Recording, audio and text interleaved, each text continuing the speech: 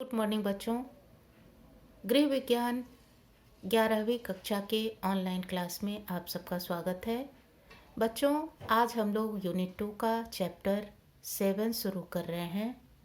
इस चैप्टर का नाम है किशोरावस्था में व्यक्तिगत भिन्नताएं, यानी इंडिविजुअल डिफरेंसेस इन एडोलेसेंस। बच्चों, ईश्वर ने संपूर्ण मानव जाति की रचना की है, परंतु प्रत्येक मानव को एक दूसरे से भिन्न बनाया है। यह भिन्नता हमें रंग, रूप, आकार, प्रकार तथा मानसिक योग्यताओं इत्यादि में देखने को मिलती है। यहाँ तक कि एक ही माता पिता की संतान होते हुए भी बच्चे एक दूसरे से कुछ न कुछ अलग जरूर होते हैं। यह बात एक ही आयु के बालक अथवा किशोरों पर भी लागू होती है। किशोरावस्था में सभी किशोर वृद्धि और विकास की समान प्रक्रिया से गुजरते हैं, फिर भी समूह के प्रत्येक सदस्य एक दूसरे से भिन्न होते हैं। रंग, रूप, आकार, बुद्धि, स्मृति, कल्पना, तर्क शक्ति, चारित्रिक दृढ़ता, नैतिक मूल्य, सामाजिकता एवं संवेगात्मक व्यवहार इत्यादि ऐसे गुण हैं जो हर व्यक्ति में अलग अलग अनुपात में पाए जाते हैं। यही कारण है कि एक समान विचारधारा, आयु एवं एक ही समूह के किशोर एक दूसरे से भिन्न होते हैं। बच्चों, यह आवश्यक नहीं है कि व्यक्तियों में जन्मजात भिन्नता पाई जाती है। कुछ भिन्नता उनके द्वारा अर्जित गुणों के कारण भी देखने को मिलती है। ये गुण विभिन्न व्यक्तियों में भिन्न भिन्न संयोजन में मिलते हैं, जिसके कारण प्रत्येक व्यक्ति का अपना अलग व्यक्तित्व निर्मित होता है। बच्चों, अब यहाँ प्रश्न उठता है कि व्यक्तिगत भिन्नता से क्या समझते हैं या व्यक्तिगत भिन्नता की परिभाषा क्या है। इसका उत्तर होगा, व्यक्तिगत भिन्नताएं वे भिन्नताएं हैं जिसके कारण एक ही समूह के सदस्य एक दूसरे से शारीरिक, मानसिक एवं सामाजिक गुणों में भिन्न होते हैं।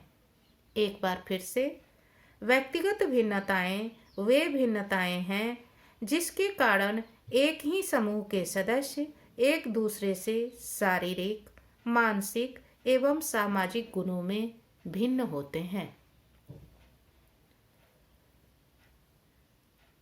बच्चों, यह भी शाश्वत सत्य है कि हर व्यक्ति एक दूसरे से भिन्न होता है, चाहे वह एक लिंग का हो, एक आयु का हो या एक ही परिवार अथवा एक ही माता पिता की संतान हो।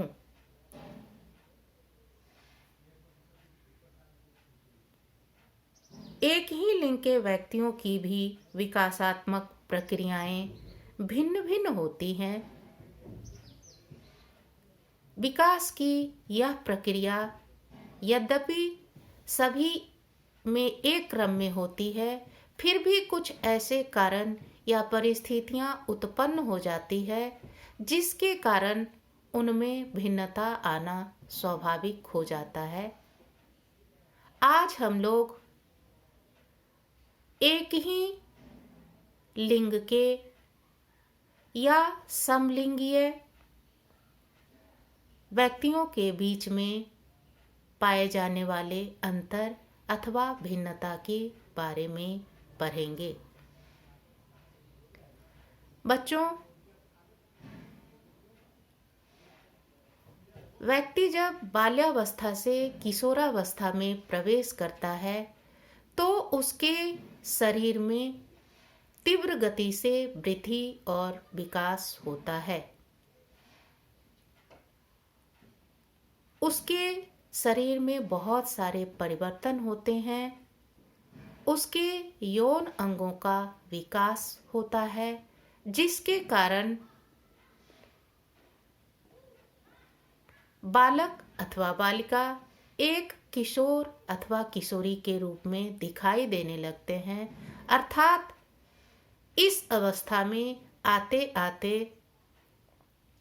दोनों के लिंग स्पष्ट रूप से दिखाई पड़ने लगते हैं। आज हम एक ही समान या समलिंगीय व्यक्तियों के बीच में पाए जाने वाले अंतर के बारे में पढ़ेंगे।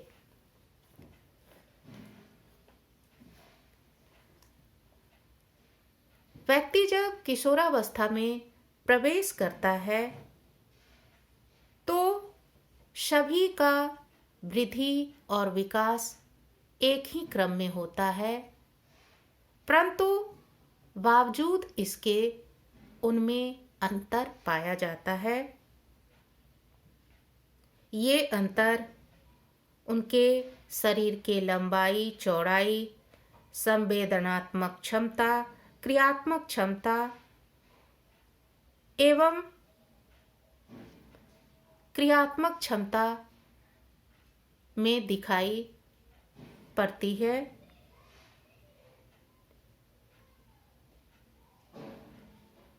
यह एक ही आयु के किशोर में स्पष्ट रूप से देखने को मिलता है।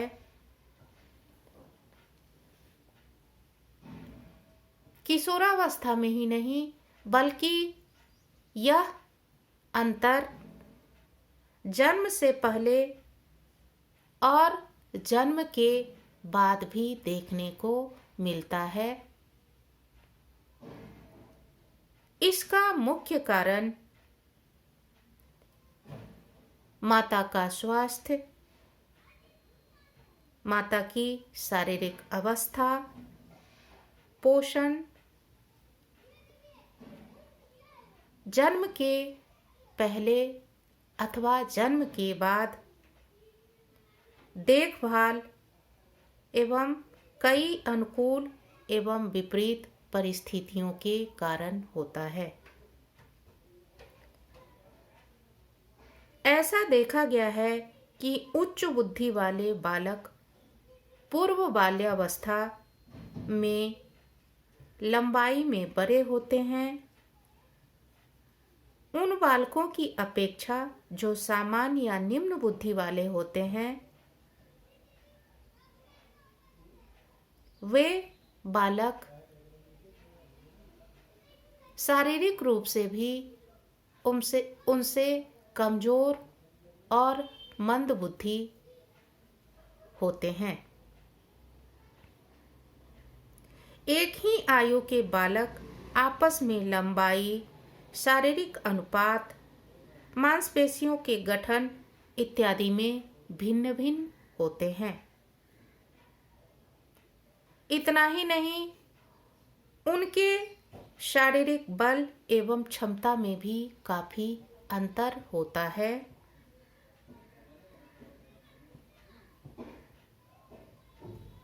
जब किशोरावस्था में बालक वृद्धि स्फुरन की अवस्था में पहुंचता है, उस समय में भी एक ही आयु रहते हुए भी कुछ बालकों में वृद्धि स्फुरन पहले होता है और कुछ बालकों में वृद्धि स्फुरन बाद में देखने को मिलता है। यही बात किशोरियों के साथ भी देखने को मिलती है। एक ही आयु की बालिका अथवा किशोरियों में भी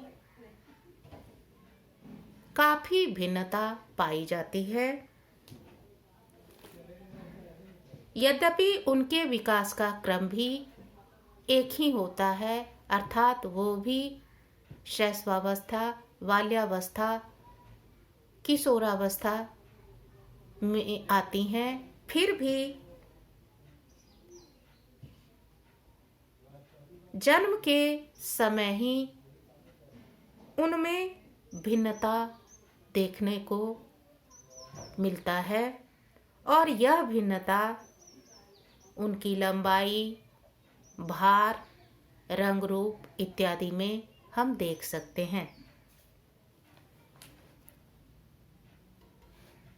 एक ही आयु की किशोरियों की क्रियात्मक क्षमता भी एक दूसरे से काफी भिन्न होती है।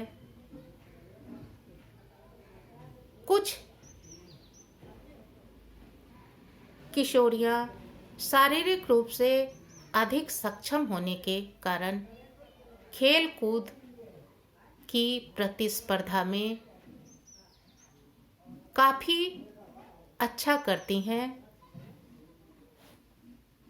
तो कुछ शारीरिक रूप से कम क्रियाशील होने के कारण इन प्रतिस्पर्धाओं में पिछड़ जाती हैं।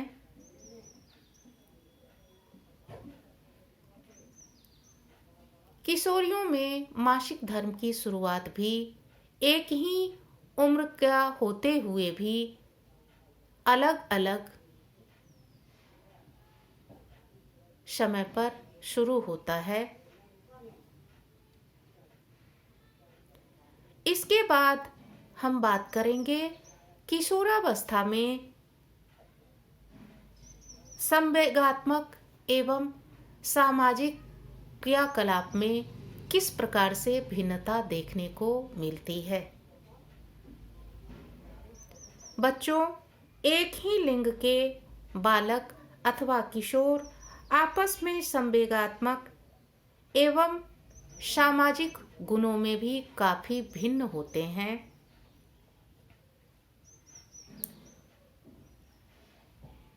कुछ बालक में समाज के अनुकूल गुणों का विकास होता है, कुछ बालकों में समाज के विपरीत गुणों का विकास होता है। कुछ बालक ऐसे होते हैं जो बहिर्मुखी होते हैं और सामाजिक क्रियाकलाप में बढ़ चढ़कर हिस्सा लेते हैं, तो दूसरी ओर कुछ बालक अथवा किशोर ऐसे होते हैं जो अंतर्मुखी होते हैं और समाज से अपने आप को अलग थलग रखना पसंद करते हैं। कुछ ऐसे किशोर होते हैं जिनमें नेतृत्व की क्षमता होती है और कुछ ऐसे किशोर होते हैं जो दब्बू किस्म के होते हैं।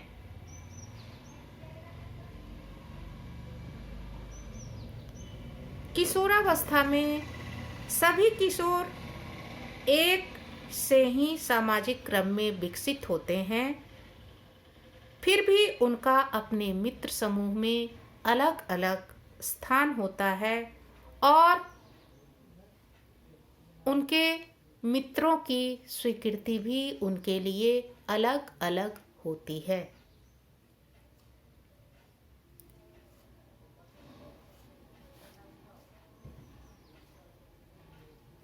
बालकों में सामाजिक अथवा असामाजिक गुणों के विकास का मुख्य कारण उनका आर्थिक, सामाजिक और पारिवारिक जीवन होता है। जिन बालकों को उच्च आर्थिक स्तर वाले परिवार में रहने का मौका मिलता है या जिनके आसपास का सामाजिक माहौल अच्छा होता है, उन बालकों में सकारात्मक सामाजिक गुणों का विकास होता है। इसके विपरीत उसी आयु के वैसे बालक अथवा किशोर जिनका पारिवारिक, आर्थिक और सामाजिक जीवन स्तर कलहपूर्ण निम्न स्तर का होता है, उनमें नकारात्मक सामाजिक गुण देखने को मिलते हैं और ऐसे बालक अथवा युवा समाज के विपरीत कार्यों में लिप्त रहते हैं।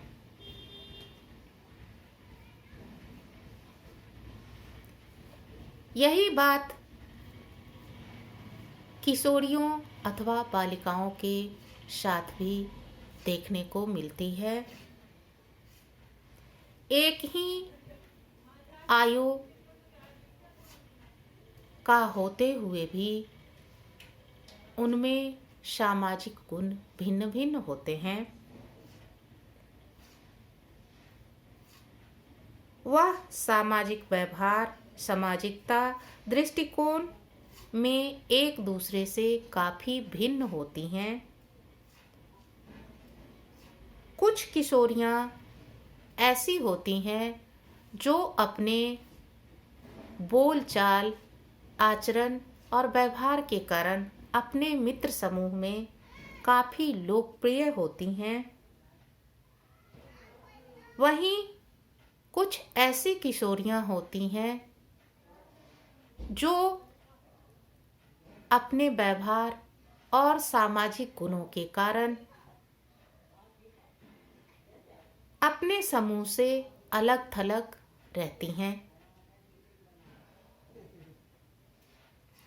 या समूह के सदस्य उन्हें नापसंद करते हैं।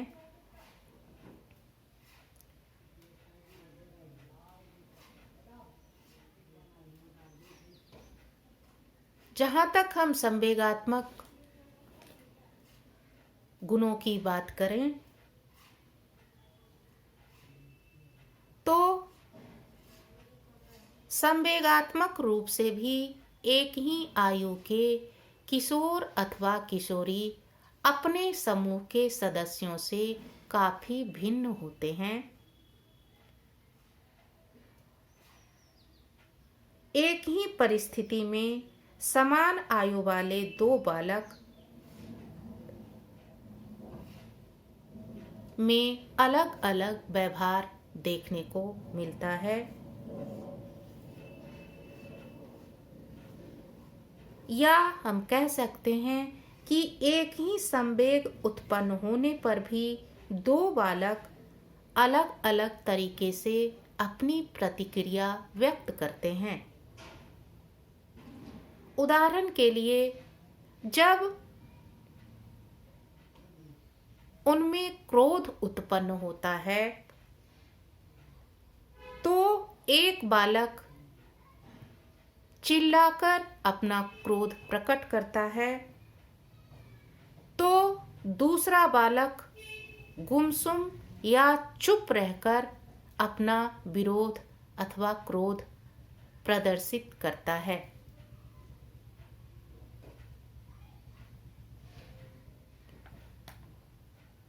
एक ही आयु के दो बालक अथवा किशोर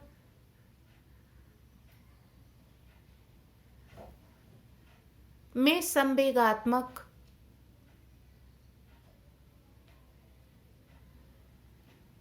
गुणों की यदि हम बात करें तो एक बालक जहां हमें आत्मविश्वास से भरा हुआ देखने को मिलता है तो दूसरा बालक उद्विग्न, डरा हुआ और असमंजस की स्थिति में दिखाई पड़ता है। एक बालक जहां आसानी से अपने संवेग पर नियंत्रण कर लेता है, वहीं दूसरा बालक का अपने संवेग पर नियंत्रण करना मुश्किल होता है। किशोर के समान किशोरियों में भी संवेगात्मक विकास में काफी अंतर होता है, अर्थात एक ही आयु की दो किशोरियों या एक ही आयु समूह के किशोरियों के संवेगात्मक गुणों में काफी भिन्नता पाई जाती है। कुछ किशोरियां जहां अपने संवेग को प्रदर्शित करने में नहीं हिचकती हैं और खुलकर अपनी बात या अपना मनोभाव प्रकट करती हैं, तो दूसरी ओर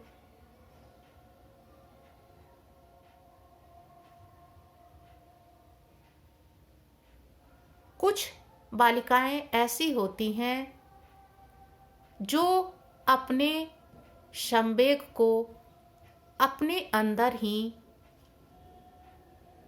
घुटक कर रखती हैं या अपने मनोभाव को मन में ही दबा कर रखती हैं। एक ही आयु की किशोरियां अपने संवेगों पर अलग अलग तरह से नियंत्रण रखती हैं। कुछ भावनात्मक रूप से स्थिर तो कुछ अस्थिर दिखाई पड़ती हैं।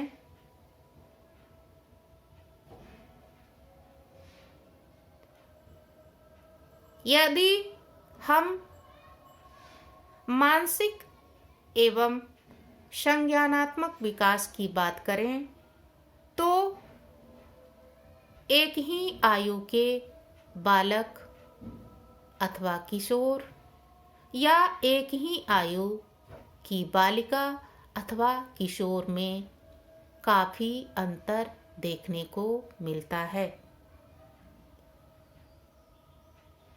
बालकों के बोध, प्रत्यक्षीकरण, प्रत्यय इत्यादि में काफी अंतर होता है और इसके लिए भी कुछ परिस्थितियां जिम्मेदार होती हैं। कुछ किशोर की परिकल्पना का स्तर काफी ऊंचा होता है।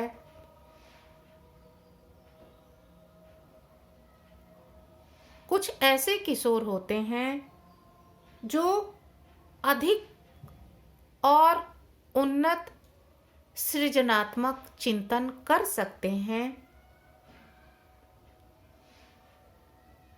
तो कुछ ऐसे किशोर भी होते हैं जिनकी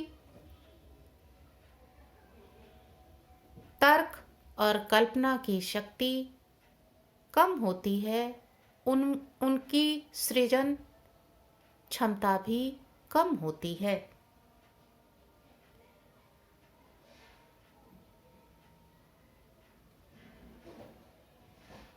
उनकी बुद्धि का स्तर भी आपस में एक दूसरे से काफी भिन्न होता है। वे आपस में तर्क शक्ति, स्मृति स्तर एवं निर्णय लेने की क्षमता में भी एक ही आयु के होते हुए भी एक दूसरे से काफी भिन्न होते हैं। यही बात बालिकाओं अथवा किशोरियों में भी देखने को मिलता है। एक ही आयु का होते हुए भी उनकी मानसिक क्षमताओं और बौद्धिक स्तर में काफी भिन्नता पाई जाती है। उनकी तर्क शक्ति, स्मृति, सोच, प्रत्यय इत्यादि आपस में काफी भिन्न होते हैं। लड़के लड़कियां एक साथ विकासात्मक अनुभव करते हैं और औपचारिक संक्रियाओं की अवस्था से गुजरते हैं। बावजूद इसके वंशानुक्रम, परिपक्वता, समय, आर्थिक स्थिति, पारिवारिक माहौल और आसपास का वातावरण इत्यादि कुछ ऐसे कारण होते हैं जो उनके विकास पर प्रभाव डालते हैं और जिनके कारण एक ही आयु का होते हुए भी उनमें काफ़ी अंतर देखने को मिलता है। इस प्रकार हम कह सकते हैं कि एक ही आयु के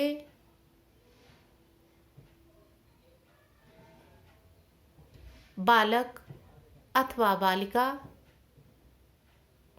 एक ही लिंग के, चाहे वह किशोर हो अथवा किशोरी, उनमें बहुत सारी भिन्नताएं हम देखते हैं। यह भिन्नता उनके शारीरिक बनावट को लेकर, उनके बौद्धिक स्तर को लेकर, उनके सामाजिक गुणों को लेकर, उनके संवेगात्मक क्षमता को लेकर, उनके ज्ञानात्मक क्षमता को लेकर हम देख सकते हैं। एक ही आयु का होते हुए विकास की एक ही प्रक्रिया से गुजरते हुए भी इनमें यह अंतर स्पष्ट दिखाई पड़ता है और इसके लिए बहुत से कारण जिम्मेदार होते हैं, जैसे वंशानुक्रम, पालन पोषण, आहार एवं पोषण, परिवार की आर्थिक स्थिति, आसपास का वातावरण इत्यादि ऐसे कारक होते हैं जो उनके बीच भिन्नता का कारण बनते हैं। धन्यवाद।